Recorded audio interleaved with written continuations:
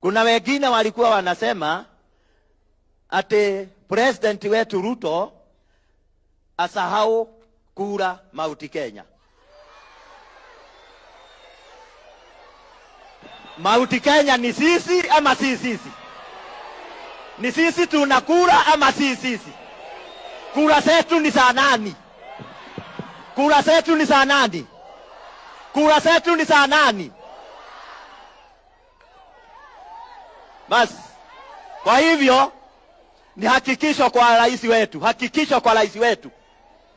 Yule alikuwa anasema hatuwezi, tumwambie asubuhi na mapema tutakuwa tumevoti rais wetu aendelee na kasi. Amen. Amen.